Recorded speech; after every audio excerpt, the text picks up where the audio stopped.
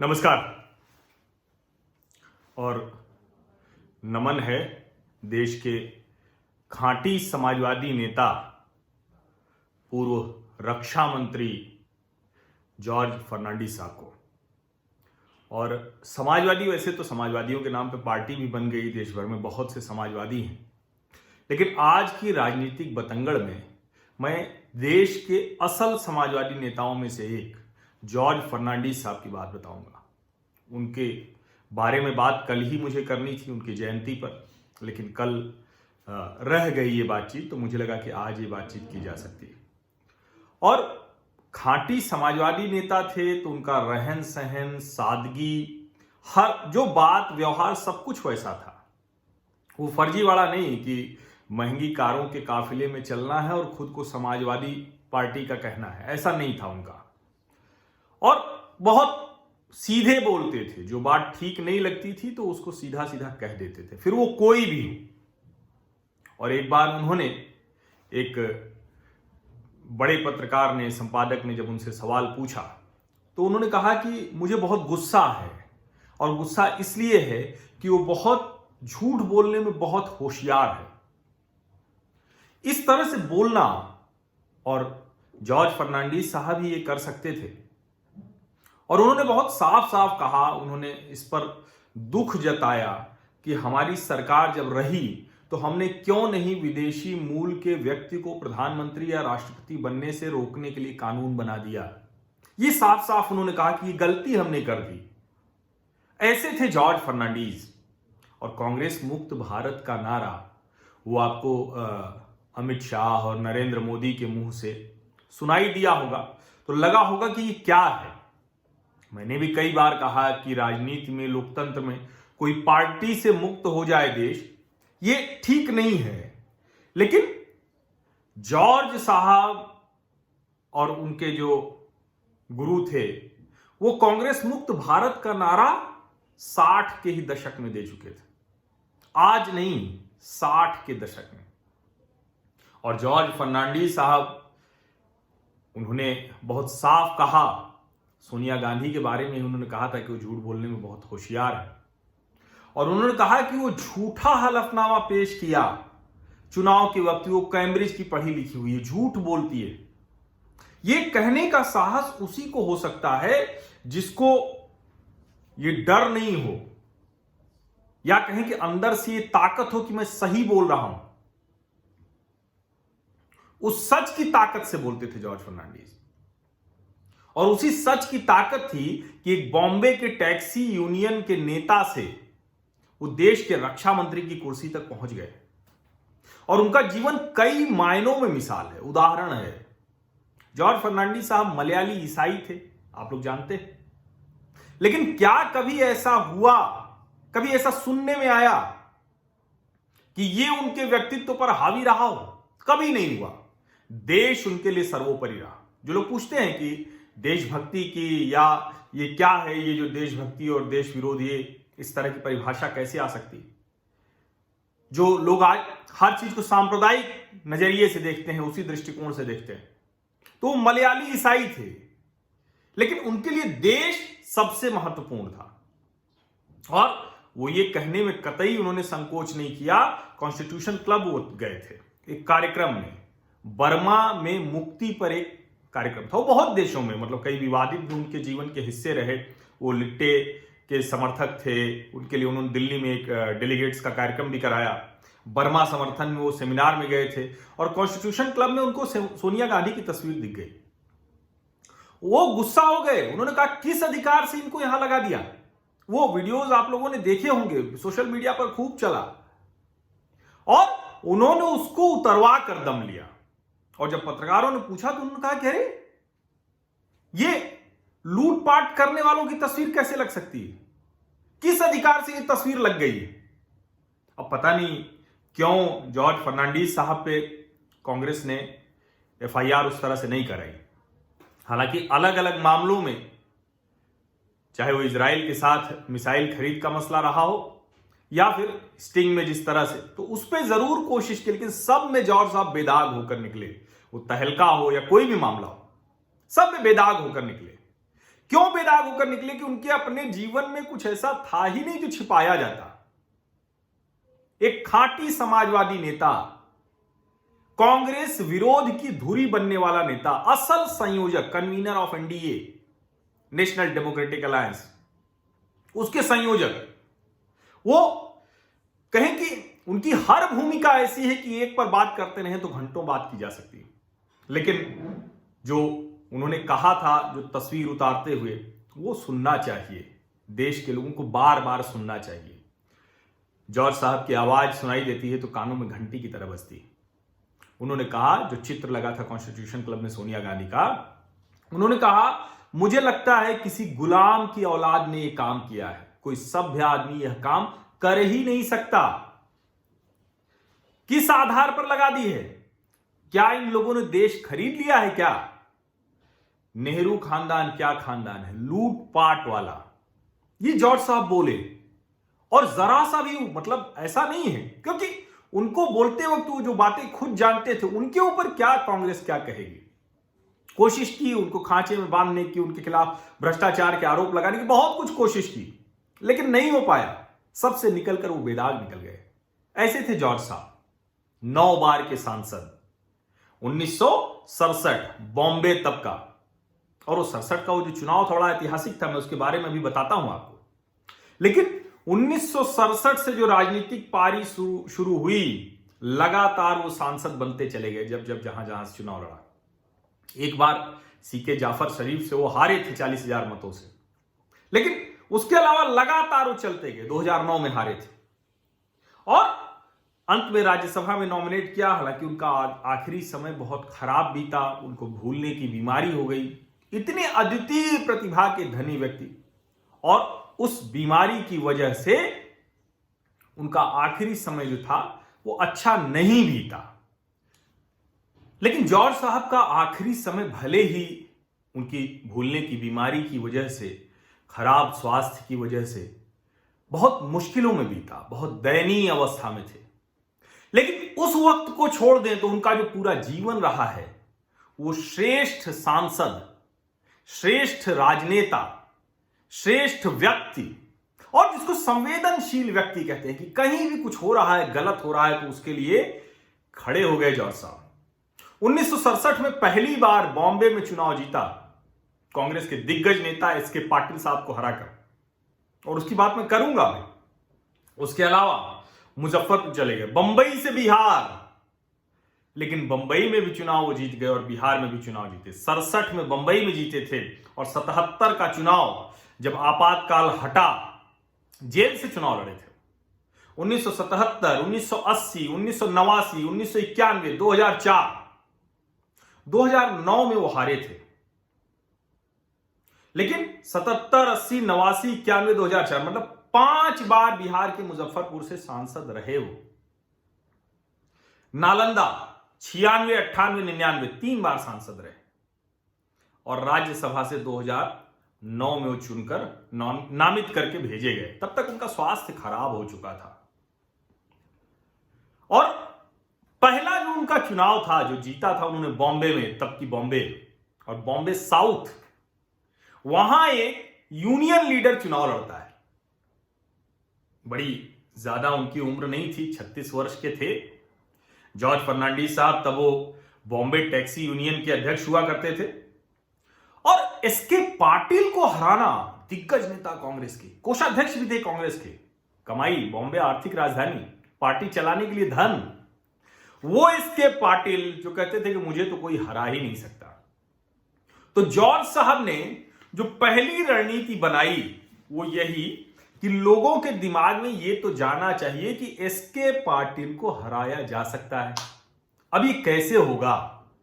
तो उन्होंने इसको मजबूत करने के लिए टैक्सी पर, सोसाइटीज के बाहर, चौल के बाहर, सब जगह उन्होंने एक लाइन का एक पोस्टर लगाया, और एक लाइन का जो पोस्टर था उसमें क्या लिखा था? Patil can be defeated. राजनीति शास्त्र के हर विद्यार्थी के लिए, राजनीति करने वाले हर व्यक्ति के लिए, राजनेता कैसे बन सकते हैं, उसके लिए 1967 का चुनाव एक बहुत कमाल की केस स्टडी है, पढ़ना चाहिए, देखना चाहिए कि कैसे जॉर्ज फर्नांडिस साहब ने कांग्रेस के दिग्गज नेता को उठा के पटक दिया, हरा दिया। लेकिन कैसे हुआ वो? सबसे पहले लोगों के दिमाग में डाला कि पाटिल कैन बी डिफीटेड। अब जब ये लाइन गई तो पत्रकार गए इसके पाटिल के पास, पूछा कि पाटिल साहब, अब तो ये कोई जॉर्ज फर्नांडिस हैं, टैक्सी यूनियन के नेता हैं, और वो कह रहे हैं कि पाटिल कैन बी डिफीटेड। तो कांग्रेस के नेताओं का जो अहंकार होता था वो आप सोचिए क्या होता था। पाटिल ने जवाब दिया, ओनली गॉड कैन डिफीट मी। अहंकार का ये स्तर, लोकतंत्र में भगवान, मतलब भगवान के अलावा कोई हरा ही नहीं सकता, ये अहंकार का स्तर था इसके पाटिल का। और 1967 के उस चुनाव में जब यही पूछा गया जॉर्ज फर्नांडिस से, तो उन्होंने कहा, जो ये बोला जॉर्ज साहब ने, वो उनकी राजनीतिक शक्ति, इच्छा शक्ति, राजनीतिक दृष्टि, और जिसको बार बार लोग कहते हैं कि सांप्रदायिक चुनाव, ये चुनाव, वो चुनाव, उन्होंने कहा कि सिर्फ भगवान हरा सकते हैं। तो जॉर्ज साहब ने नया नारा निकाला, फिर से सब जगह लग गया, God does not vote, so only you can defeat Patil. God does not vote, so only you can defeat Patil. ये बंबई दक्षिण जो लोकसभा क्षेत्र था उसके लोगों के दिमाग में भर गया। भगवान मत डालने नहीं आते, वो मतदाता नहीं है, इसलिए कौन जो वोट डालने जाएगा वो हरा सकता है इसके पार्टी को। ये ताकत, ये लोगों के मन में विश्वास पैदा कर देना, वो जॉर्ज फर्नांडिस ने कर दिया। और ऐसा किया कि जो भारत के राजनीतिक परिदृश्य की पूरी कहानी थी, चित्र था, तस्वीर था, वो बदल गई। जॉर्ज फर्नांडिस बॉम्बे साउथ से लोकसभा सदस्य बन गया। उसके बाद की कहानी तो दुनिया ने देखी, देश ने देखा कि कैसे राजनीतिक परिदृश्य पर एक इतना बड़ा सितारा, बड़े यूनियन नेता थे जॉर्ज साहब, और पहले बॉम्बे टैक्सी यूनियन, बाद में रेलवे यूनियन के बड़े नेता रहे। और जब वो रेलवे यूनियन थे 69 में, उन्होंने 1971 में जुड़ गए थे जॉर्ज फर्नांडिस के साथ, और उसके बाद उन्होंने नारा दिया था, ऐतिहासिक नारा, रेल का चक्का जाम करेंगे। 1974 इंदिरा सरकार बुरी तरह से डर गई थी और उन्होंने कहा कि हम रेलवे कर्मचारियों के हितों के साथ कोई भी खिलवाड़ नहीं होने देंगे। 60-70 के दशक में देश में जो बड़े यूनियन के नेता थे उसमें जॉर्ज साहब का नाम था।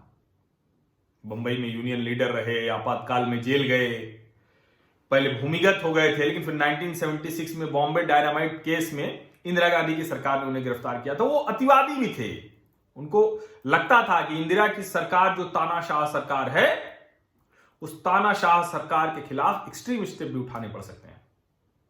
हालांकि इसके अलावा और कोई ऐसा नहीं था, लेकिन जो एक कहते हैं ना कि कांग्रेस सरकार के खिलाफ जो उनके मन में गुस्सा था, उनको पता था कि किस तरह से कांग्रेस जो बहुत से देश के मामले हैं उसमें कैसे वो व्यवहार नहीं करती जो करना चाहिए था देश के हित के लिए, देश के लोगों के लिए। और जॉर्ज साहब जब आपातकाल हटा तो मुंबई से बिहार पहुंच गए। मैंने आपको बताया था कि मुजफ्फरपुर से वो कई बार सांसद चुने गए, लेकिन सांसद के तौर पर क्या करना। 1978 में मुजफ्फरपुर में दूरदर्शन केंद्र की स्थापना किसने की? जॉर्ज फर्नांडिस साहब ने, सांसद के तौर पर। कांति थर्मल पावर स्टेशन, जिसका नाम बाद में नवंबर 2014 में George Fernandes thermal power station हो गया। लिज्जत पापड़ की फैक्ट्री लगाई। यानी ऐसा नहीं कि आप बड़े नेता हैं तो आप अपनी कॉन्स्टिट्यूएंसी का, अपने लोकसभा क्षेत्र का ध्यान नहीं रखेंगे। ये जॉर्ज साहब से सीखा जा सकता है। ऐसे नहीं वो 5 बार के सांसद रहे। सांसद कई लोग हो जाते हैं बाहुबल से, अलग अलग जातिवादी। जॉर्ज फर्नांडिस मलयाली, ईसाई, बिहार से कोई वास्ता नहीं। और जान लीजिए, शिक्षा दीक्षा उनकी हुई थी, वो मिशनरी स्कूल में तो हुई थी, सरकारी स्कूल में भी हुई थी। वो बाकायदा पादरी बनने वाले थे, प्रीस्ट बनने के लिए उनकी शिक्षा दीक्षा हुई थी। और उनकी मां वो डिवोट क्रिश्चियन थी। किंग जॉर्ज पंचम की वो एकदम भक्त टाइप की प्रशंसक थी। जब जॉर्ज साहब का जन्म हुआ तो उन्होंने कहा कि नहीं, इनका नाम हम जॉर्ज फर्नांडीज रखेंगे, किंग जॉर्ज पंचम के नाम पर। तो ये इस तरह की विरासत वाले व्यक्ति को तो एकदम, जिसको कहते हैं कि एकदम क्या कहते हैं, इस तरह का विद्रोही तो होना ही नहीं चाहिए था।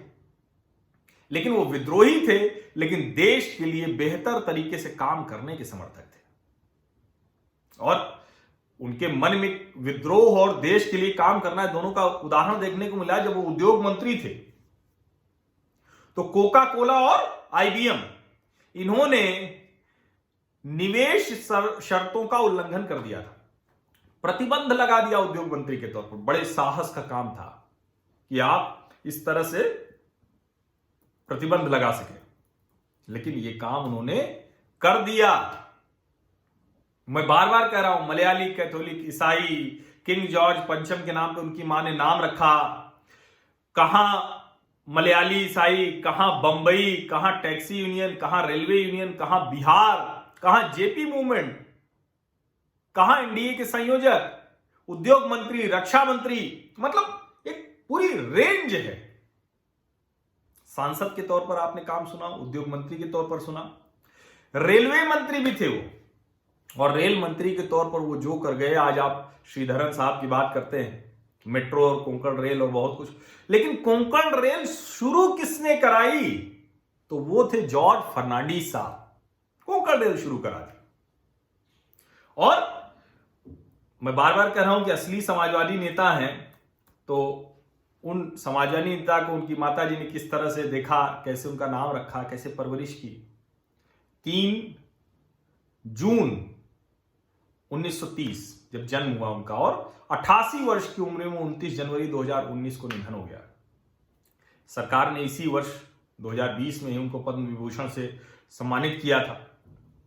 लेकिन आप सोचिए कि कैसे वो समय के साथ बदलते चले गए। और जॉर्ज साहब का बदलना कोई अपने निजी लाभ के लिए नहीं था। एक समय में परमाणु हथियारों के घोर विरोधी थे, लेकिन जब लगा कि दुनिया में जिस तरह से एटॉमिक पावर होना वो ताकत है, बार्गेनिंग पावर है, इकोनॉमिक बार्गेनिंग है, तो जॉर्ज साहब परमाणु हथियारों के भी समर्थक हुए, लेकिन इस्तेमाल करने के नहीं, लेकिन अपनी ताकत बना के रखना। और वो ऐतिहासिक तस्वीर आपको याद होगी, अटल बिहारी वाजपेयी, जॉर्ज फर्नांडीज साहब और एपीजे अब्दुल कलाम साहब, पोखरण परमाणु परीक्षण।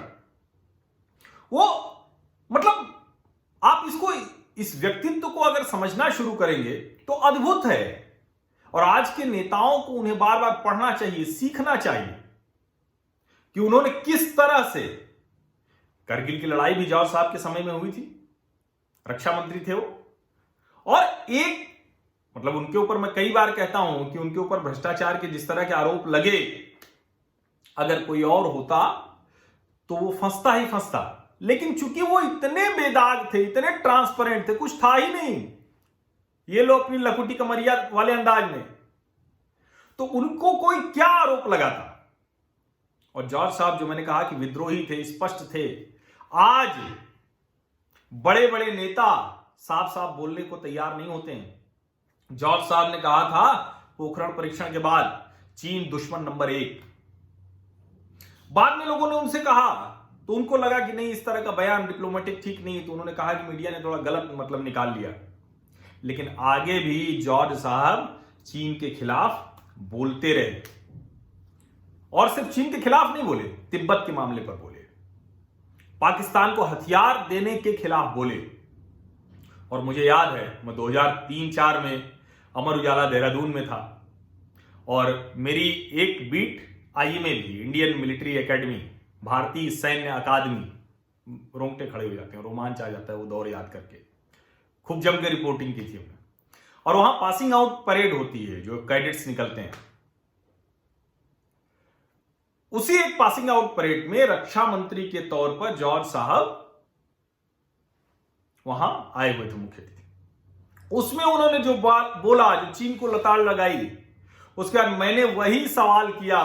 कुरेदा थोड़ा सा ज्यादा पत्रकार था, नया ताजा एकदम, जिसको कहते हैं ना कि जो सवाल पूछने की ललक वाला पत्रकार। तो जॉर्ज साहब नाराज हो गए, कहे मेरे मुंह में अपने शब्द मत घुसेड़ो, क्योंकि मैं बार बार यही कह रहा था, तब भी मेरा यह था कि चीन के साथ हमें उसी तरह से निपटना चाहिए। चीन हमें डरा के दबा के नहीं जा सकता है। और मुझे याद है अमर उजाला का बॉटम छपा था 4 कॉलम का। बहुत कम होता है ऐसे ऐसे खबरें छपती हैं तो बड़ा आनंद आता है, रिपोर्टर के तौर पे तो बहुत आनंद आता है। और जो कहें कि मतलब उस वक्त तो आईएमए में लक्ष्य फिल्म की शूटिंग हुई थी ऋतिक रोशन वाली, तो मैंने उसको भी कवर किया था, बड़ा मजा आया था वो। खैर उसको छोड़ देते, नहीं तो दूसरी तरफ चला जाऊंगा। जॉर्ज साहब की बात करते हैं। जॉर्ज साहब असाधारण प्रतिभा के धनी थे। जाने कितनी भाषाएं उनको आती थी। अगर वो मैं उसका नाम लेना शुरू करूं तो कोंकणी, अंग्रेजी, हिंदी, मराठी, उर्दू, मलयाली, लातिन। मराठी और उर्दू तो उन्होंने जेल में सीख ली थी। जब आपातकाल में जेल गए तो मराठी और उर्दू से सीख लिया था। इतनी भाषाएं वो जानते थे। उनका विवाह जो हुआ था उससे एक पुत्र भी हुआ, लेकिन उनका निजी जीवन बहुत सुखमय नहीं रहा और उनके ऊपर आरोप बहुत लगाए गए। अच्छी बात यह है कि सब में वो बेदाग निकल कर आए, लेकिन उनके जीवन का जो मूल था वो अपने जीवन में पूरा करके गए। और वो नारा था जो वो दिया करते थे, कांग्रेस हटाओ, देश बचाओ। और जो वो कहा था उन्होंने सोनिया गांधी के संदर्भ में, वो बहुत स्पष्ट कहते थे कि सोनिया जी ने कोई त्याग वाग नहीं किया है, ये झूठ है, ये भ्रम है। ये कहने का साहस उसी को हो सकता है जो एकदम अंदर से साफ होगा, स्पष्ट होगा। तो ऐसे थे जॉर्ज साहब। तो उनको नमन करते हुए श्रद्धांजलि, और उनकी जयंती कल बीती, लेकिन मुझे लगा कि ये राजनीतिक बतंगड़ तो रहनी चाहिए, ये सबके ध्यान में रहनी चाहिए, दिमाग में रहनी चाहिए। और जॉर्ज साहब को जितना पढ़ा जाए, सुना जाए, देखा जाए, मैं तो कहूंगा आज के नेताओं को सुनना, पढ़ना, देखना चाहिए। खुद को समाजवादी कहने वालों को देखना चाहिए कि ऐसा नहीं है कि आप समाजवादी कहते कहते और जो देश भूल जाए, समाजवादी कहते कहते वो सब काम करें जो समाजवाद के खिलाफ है। ये कोई भी अवधारणा खराब नहीं होती। इसलिए जॉर्ज साहब को नमन करते हुए, और ये कहानी खास करके 1967 बॉम्बे साउथ एसके पाटिल को हराना। पाटिल साहब ने कहा कि ओनली गॉड कैन डिफीट मी, और जॉर्ज साहब ने कहा कि God does not vote, so only you can defeat, only you can defeat Patil. ये ताकत देना, लोकतंत्र की परिभाषा इस तरह से देना, ये बहुत कमाल का है। मुझे लगता है कि जॉर्ज साहब के जीवन के अनेकों किस्से हैं जिस पर बात हो सकती है, लेकिन मुझे ये किस्सा सबसे महत्वपूर्ण लगा और इसको आप लोगों से साझा किया। बहुत बहुत धन्यवाद।